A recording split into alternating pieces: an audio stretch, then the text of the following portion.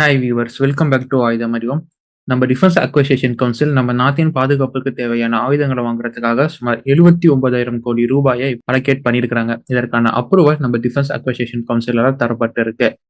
இந்த ஆயுத கொள்முதல் எப்படி இருக்கும் அப்படின்னு கேட்டீங்கன்னா, நம்ம பல காணொளியில பேசியிருப்போம் இல்லையா? நவீன ஆயுதங்கள் சோதனைக்கு உள்ளாக்கப்படுது, இண்டக்ஷன் பண்ண போறாங்க அப்படின்னு பேசிக்கிட்டு இருந்தோம் இல்லையா? ஸோ அதுல இருந்து முக்கியமான ஆயுதங்கள் எல்லாமே இப்ப என்ன தேவை அப்படிங்கிறத மையப்படுத்தி இந்த ப்ரொக்யூர்மெண்ட் அப்படிங்கிறது இருக்கும். இதற்காக தான் 79,000 கோடி ரூபாயானது இப்ப ஒதுக்கப்பட்டு இருக்கு. ஸோ இதை இவங்க எப்படி கொடுப்பாங்க அப்படின்னு கேட்டீங்கன்னா, முப்படைகளுக்கும் பிரிச்சு கொடுப்பாங்க. முப்படைகளும் அவங்களுக்கு தேவையான ப்ரொக்யூர்மெண்ட் லிஸ்ட் வந்து டிஎஸ்சி கிட்ட கொடுப்பாங்க. எங்களுக்கு இதெல்லாம் வேணும், இது இத்தனை யூனிட் வேணும் அப்படின்னு கொடுப்பாங்க. அதுல எதற்கு ப்ரியாரிட்டி கொடுக்கணும், எது இப்போதைய சூழலுக்கு நமக்கு தேவை அப்படிங்கிற முடிவை நம்ம டிஃபென்ஸ் அக்விசிஷன் கவுன்சில் தான் எடுப்போம். இந்த கவுன்சிலின் தலைவர் நம்ம பாதுகாப்புத்துறை அமைச்சர் ராஜ்நாத் சிங் அவர்கள். ஸோ இவர் தலைமையில இந்த குழு எடுக்கும் முடிவுல இந்த விமானப்படைக்கு இத்தனை கோடி ரூபாய் நம்ம கொடுக்கலாம், இதை வச்சு இதை வாங்கட்டும் அப்படின்னா, கடற்படைக்கு இவ்வளவு கோடி ரூபாய் கொடுக்கலாம், இதை வச்சு இவங்க வாங்கட்டும், தரைப்படைக்கு இவ்வளவு கோடி, இதை வச்சு இவங்க இதை வாங்கட்டும் அப்படின்னு இவங்க ஃபைனல் லிஸ்ட்டை கொடுத்து காசையும் கொடுப்பாங்க. அதன்படி இவங்க ப்ரொக்யூர்மெண்ட் பண்ணுவாங்க. அதன்படி இப்ப முப்படைகளுக்கு கொடுத்த ப்ரொக்யூர்மெண்ட் லிஸ்ட் என்ன அப்படின்னு பார்த்தோம்னா, ஃபர்ஸ்ட் இந்த முப்படைகளுமே காமனா மேல் அப்படிங்கிற medium altitude long endurance procure பண்ண போறாங்க. இது முப்படைகளுக்கும் பயன்பட போகுது அப்படிங்கிற செய்தி கிடைச்சிருக்கு. இதே நேரத்துல நேத்து வந்த செய்தி என்னன்னா, நம்ம உள்நாட்டிலே உருவாக்கின ஆர்ச்சர் ட்ரோனுடைய ஃபிளைட் ட்ரையல்ஸ் அப்படிங்கிறது வெற்றிகரமா சோதனை செய்யப்பட்டிருக்கு அப்படிங்கிற செய்தியும் கிடைச்சிருக்கு. ஸோ மேபி மேல் ட்ரோனை இவங்க ஆர்ச்சர் ட்ரோனை பயன்படுத்தலாம், அந்த ட்ரோனை வாங்கி முப்படைகளுக்கும் கொடுக்கலாம் அப்படிங்கிற மாதிரி எனக்கு ஃபீல் ஆகுது. But I am not sure அது ஆர்ச்சரா இல்லை வேற ஏதாச்சும் உள்நாட்டிலே உருவாக்கப்பட்ட ட்ரோனா அப்படிங்கிறது. பட் முப்படைகளுக்கும் சேர்த்து மேல் கேட்டகரியில வரக்கூடிய ட்ரோன் அப்படிங்கிறது கொடுக்க போறாங்க. நெக்ஸ்ட் நம்ம இந்தியன் ஆர்மி அப்படின்னு பார்த்தோம்னா, நாக் மார்க் 2 ஏடிஜிஎம் ப்ரொக்யூர் பண்ண போறாங்க. கிரவுண்ட் பேஸ்டு எல்னிட் சிஸ்டம் இந்தியன் மிலிட்டரிக்காக ப்ரொக்யூர் பண்ண போறாங்க. அண்ட் ஹை மொபைலிட்டி வெஹிக்கிள் அப்படின்னு ஒரு புது கேட்டகரியை உருவாக்கி அதற்கு அடியில பல வெஹிக்கிள்ஸை இவங்க புதுசா இன்டெக்ட் பண்ண போறாங்க அப்படிங்கிறது தான் இந்திய மிலிட்டரிக்கான ப்ரொக்யூர்மெண்ட் லிஸ்ட்ல இருக்கு. நெக்ஸ்ட் நம்ம இந்திய கடற்படைக்கு போனோம்னு வைங்களேன், லேண்டிங் பிளாட்ஃபார்ம் டாக்க இன்டெக்ட் பண்ண போறாங்க. ஸோ இது நம்ம கடற்படையில இணைக்கப்பட இருக்கக்கூடிய ஒரு சிஸ்டம். அது என்ன லேண்டிங் பிளாட்ஃபார்ம் டாக் அப்படின்னு கேட்டீங்கன்னா, கடல்ல இந்த விமான தாங்கி கப்பலை தவிர்த்து ஃப்ளோட்டிங் பிளாட்ஃபார்மா, அதாவது நடமாடும் இறங்கு தளமா செயல்படக்கூடியது தான் இந்த லேண்டிங் பிளாட்ஃபார்ம் டாக் அப்படின்னு சொல்லக்கூடியது. இதை புதுசா நம்ம இந்திய கடற்படையில் இணைக்க போறாங்க. இதற்கான ப்ரொக்யூர்மெண்ட்டுக்கான காசு இந்த பட்ஜெட்ல இருந்து கொடுக்கப்பட்டிருக்கு. 30 mm naval surface guns, light weight torpedoes, electro optical and infrared search and track systems, rapid mount கன்கான 76 mm ஆமோஸ், இது எல்லாமே நம்மளுடைய இந்திய நேவிக்காக ப்ரொக்யூர் பண்ண போறாங்க.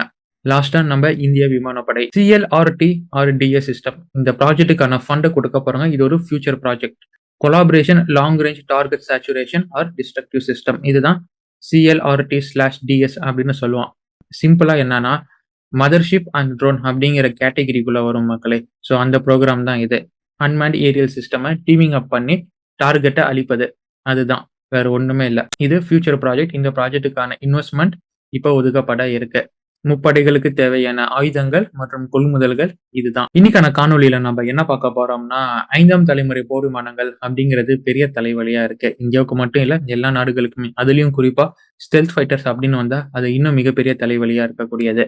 ஆனா இனிமேலே இந்தியாவிற்கு 5ஆம் தலைமுறை போர் விமானங்கள் அப்படிங்கிறது ஒரு தலைவலியாவே இருக்காது.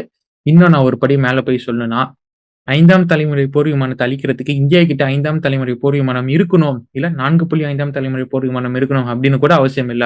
எந்த வகை போர் விமானமா இருந்தாலும் சரி, 5ஆம் தலைமுறையா இருந்தா கூட, அது ஸ்டெல்த்தா இருந்தா கூட இந்தியானால அழிக்க முடியும் அப்படிங்கிறது தான் இன்னைக்கான செய்தியில நாம பார்த்து தெரிஞ்சுக்க போறோம். ஸோ ரொம்ப இன்ட்ரெஸ்டிங்கான காணொலி, பல பேரும் சொல்லாத காணொலி. நீங்க தெரிஞ்சுக்கோங்க இந்த காணொலி மூலியமா. நீங்கள் பார்த்து கொண்டிருப்பது ஆயுதம் அறிவோம். இது இந்திய defence update series. Let's dive into it நண்பர்களே.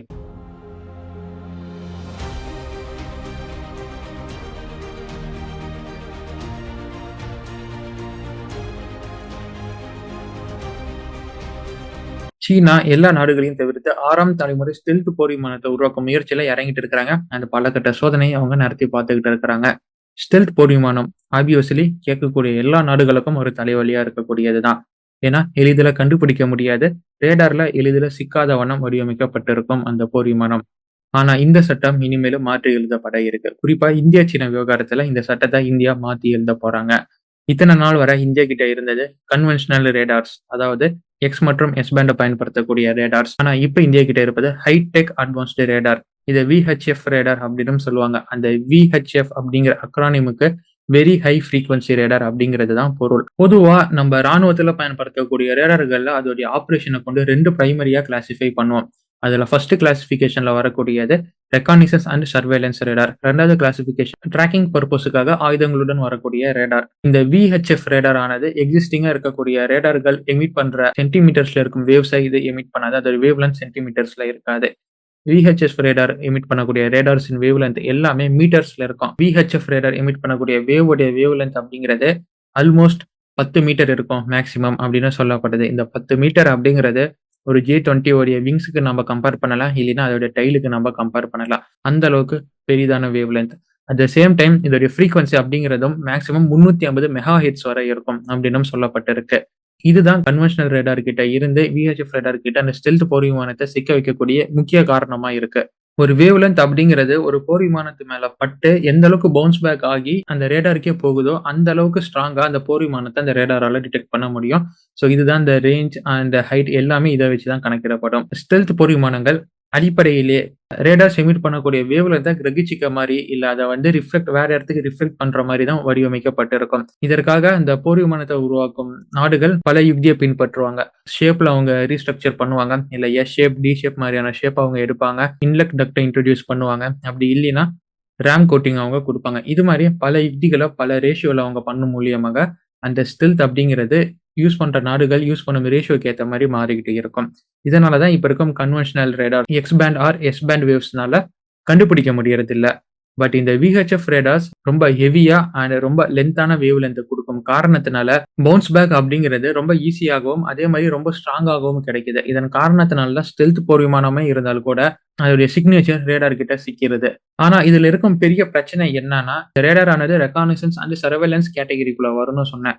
ஸோ இதனால அந்த டார்கெட்டை கிளியரா ஐடென்டிஃபை பண்ணி கண்டினியூஸா ட்ராக் பண்ண முடியாது. அது இதுல இருக்கிற மிகப்பெரிய லேக். ஃபார் எக்ஸாம்பிள் நீங்க ஒரு டார்ச்சை கொண்டு ஒரு லைட் அடிக்கிறீங்கன்னா அந்த லைட்டோடைய வித் எந்த அளவுக்கு பெருசா போகுதோ அந்த அளவுக்கு கம்மியான டிஸ்டன்ஸ் அதை கவர் பண்ணும். அண்ட் அதோடைய ஸ்ட்ரென்த் அப்படிங்கிறது கம்மியா இருக்கும். இதை நீங்க ஒரு லேசரை விடுங்களேன். இந்த சின்ன பசங்க யூஸ் பண்ணுவாங்க பாருங்க, ரெட் கலர் லேசர்.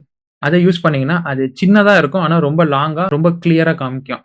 அதே கணக்கு தான் இந்த வேவ் லென்த் அப்படிங்கிறதுக்கும் வரும். ஸோ எந்த அளவுக்கு ஸ்ட்ராங்கான வேவ் லென்த் அண்ட் நீளமான வேவ் லென்த் போனாலும் வேவ் லென்த் பெருசா இருக்கும் மற்றும் அதிகமான தொலைவு போகும் காரணத்தினால ரிஃப்ளெக்ட் ஆகி வரக்கூடிய வேவ் லென்த் அப்படிங்கிறது அந்த அளவுக்கு கிளியரா சிக்னலை கொடுக்காது. அதனால கிளியரா அந்த ஆப்ஜெக்டை ட்ராக் பண்ண முடியாது. பட் டிடெக்ட் பண்ணும். அதுல எந்த ஒரு பிரச்சனையுமே ஏற்படாது. டிடெக்ட் பண்ணது ப்ராப்பரா இதனால ட்ராக் பண்ண முடியாது. இதுதான் இதுல இருக்கும் பெரிய சிக்கலே. ஆனா இந்த சிக்கலுக்கு ஒரு ஒர்க் அரவுண்ட் இருக்கு. அதாவது விஹெச்எஃப் ரேடார்ல இருக்கும் டேட்டாவை நம்ம யூஹெச்எஃப் ரேடாருக்கோ ஏஇஎஸ்ஏ ரேடாருக்கோ இல்ல ஏவாஸ்க்கோ நம்ம மடைமாற்றம் பண்ணோம்னா என்ன ஆப்ஜெக்ட் அப்படிங்கறத தெளிவா பார்க்க முடியும். அதை கண்டினியூஸா ட்ராக் பண்ண முடியும். இதனாலதான் விஹெச்எஃப் ரேடார்ஸ் அப்படிங்கிறது ஸ்டெல்த் ஃபைட்டர்ஸ்க்கு யமனா இருந்துகிட்டு இருக்கு. இப்ப இந்தியாவும் இது மாதிரியான விஹெச்எஃப் ரேடாரை தான் இன்டெக்ட் பண்ணிருக்காங்க. இந்தியா ஏரோ இந்தியா 2025ல ஒரு விஹெச்எஃப் ரேடாரை இன்ட்ரடியூஸ் பண்றாங்க. அந்த விஹெச்எஃப் ரேடாரை மார்ச் 2025ல இந்தியாவின் பாதுகாப்பு பணியில இணைக்கப்படுது. இந்த விஹெச்எஃப் ரேடாரை உருவாக்குனது ஒரு தனியார் நிறுவனம், ஆல்பா டிசைன் அப்படின்னு நினைக்கிறேன். அந்த நிறுவனம் உருவாக்குன விஹெச்எஃப் ரேடார் சூர்யாங்கிற பேர்ல இந்தியாவின் பாதுகாப்பு பணியில ஈடுபடுத்தப்பட்டிருக்கு. நம்ம ஆபரேஷன் சிந்தூர் அப்பவே இந்த விஹெச்எஃப் ரேடார் ஆக்டிவா இருந்தது அப்படிங்கிறதும் குறிப்பிட்டு பார்க்கப்பட வேண்டியதா இருக்கு. இந்த ஆபரேஷன் சிந்தூர் டைம்ல இந்த விஹெச்எஃப் ரேடாரை நாம ஐஏசிசிஎஸ் கூட இணைச்சு, நான் முன்ன சொன்ன பாத்தீங்களா, இந்த விஹெச்எஃப் ரேடார் கூட வேற ஒரு ரேடார்ஸை கனெக்ட் பண்ணி நம்மளால தாக்குதலே நடத்த முடியும் அப்படின்னு சொன்னா பாத்தீங்களா, அந்த கான்செப்டை தான் இவங்க இங்க இம்ப்ளிமெண்ட் பண்ணிருக்காங்க. ஏன்னா ஐஏசிசிஎஸ் ஒரு integrated network defensive system. So இதற்குள்ள விஹெச்எஃப் கொண்டு வந்தது அப்படிங்கிறது மிகப்பெரிய அட்வான்டேஜ் இந்தியாவிற்கு ஆபரேஷன் சிந்தூர்ல கண்டிப்பா கொடுத்திருக்கோம். மை டியர் ஃப்ரெண்ட்ஸ், வெளியில சொல்லினாலும் அதோடைய ரேஞ்ச் அதோடைய கெப்பாசிட்டி அப்படிங்கிறது கண்டிப்பா அட்வான்டேஜா இந்தியாவுக்கு கொடுத்திருக்கோம். ஆல்ரைட், இந்த சூர்யா ரேடாரோடைய ரேஞ்ச் டிடெக்டிங் கேப்பபிலிட்டி உங்களுக்கு நான் சொல்றேன். சூர்யா ரேடார் அப்படிங்கிறது 350 கிலோமீட்டர் தூரத்துல ஒரு 2 மீட்டர் ஸ்கொயர் ஆர்சிஎஸ் இருக்கக்கூடிய போர் விமானம் வந்தா டிடெக்ட் பண்ணும் திறன் கொண்டது. அது ஸ்டெல்த்தா இருந்தா கூட 2 மீட்டர் ஸ்கொயருக்கான ஆர்சிஎஸ் அதுல இருந்துச்சுன்னா அதை கண்டிப்பா இதை டிடெக்ட் பண்ணும். இந்த 350 கிலோமீட்டர் அப்படிங்கிறது சுருங்க இந்த ஆர்சிஎஸ் அப்படிங்கிறதும் சுருங்கிட்டே வரும். ஸோ ஒரு கட்டத்துல ரஃபேல் மாதிரியான போர் விமானங்களை கூட இதனால ஈஸியா கண்டுபிடிக்க முடியும் அப்படிங்கிறது தான் குறிப்பிட்டு பார்க்க வேண்டிய விஷயமா இருக்கு. ஒரு சீனாவின் J-20 போர் விமானம் திபெத்ல இருக்கும் அவங்களுடைய ஏர்பேஸ்ல இருந்து கிளம்புது, இந்தியாவை நோக்கி வருது அப்படின்னா, நம்ம எல்லையோரத்துல நம்ம இந்த விஹெச்எஃப் ரேடாரை பொருத்தி இருந்தோம்னா இந்தியாவின் எல்லை நோக்கி வரும்போது அந்த J-20 போர் விமானம் இந்தியாவை நோக்கி வருது அப்படின்னு இந்தியாவினால தெரிஞ்சுக்க முடியும். அண்ட் சப்போஸ் அது இந்திய எல்லையை நோக்கி உள்ள வந்துச்சுன்னா, ஏஇஎஸ் ரேடார் மாதிரியான ரேடார் கூட இணைச்சிட்டோம்னா, அந்த போர் விமானத்த நம்மனால அழிக்கவும் முடியும். ஸோ J-20 அப்படிங்கிறது இனிமேலு இந்தியாவுக்கு மிகப்பெரிய ஒரு த்ரெட்டா இருக்கக்கூடியதா இருக்காது. சிம்பிளா நான் சொல்றேன் பாருங்களேன். நம்ம கிட்ட ஒரு சுகோய் Su-30 போர் விமானம் இருக்கு. அதுல வந்து பியாண்ட் விஷுவல் ரேஞ்ச் மிசைல வச்சிருக்கிறோம். அண்ட் அந்த சுகோய் Su-30 போர் விமானம் ஏஇஎஸ் ரேடார் பொருத்தப்பட்டு இருந்துச்சுன்னா, விஹெச்எஃப் டேட்டாவா நம்மனால ஏஇஎஸ் ரேடாருக்கு தர முடியும். கண்டிப்பா முடியும். இது மாரி டேட்டா இன்டகிரேஷன், டேட்டா லிங்க்லாம் பண்ண முடியும் நம்மனால. ஸோ அப்படி ஏஇஎஸ் ரேடாருக்கு குடுத்துட்டோம்னா, எல்லையோரமா ஒரு J-20 வருதுன்னா, அந்த டேட்டாவ அப்படியே ஏஇஎஸ் ரேடாருக்கு குடுத்தோம்னா, இந்த மிசைலுக்கு குடுத்து, அந்த மிசைல் மூவிங் டார்கெட்ட ட்ராக் பண்ணி, அந்த J-20 இதனால ஈஸியா அழிக்க முடியும். So simple. ஸோ J-20க்கு ஒரு சுகோய் Su-30 மாரியான போர் விமானமே போதும் அப்படிங்கிறது தான் நிதர்சனமான உண்மையா இருக்கு.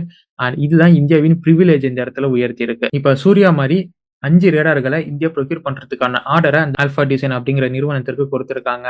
லடாக்ல இருந்து அருணாச்சல் பிரதேஷ் வர நம்மளுடைய இந்தியா, சீனா பார்டர நம்மளால சேஃப்கார்ட் பண்ண முடியும். சீனாவின் 5ஆம் தலைமுறை ஸ்டெல்த் போர் விமானத்திற்கு எதிராக. ஆனா விஹெச்எஃப் ரேடார் அப்படிங்கிறது ஒரு தனியார் நிறுவனத்துடைய ரேடாரோட மட்டும் நிக்கிறது இல்ல.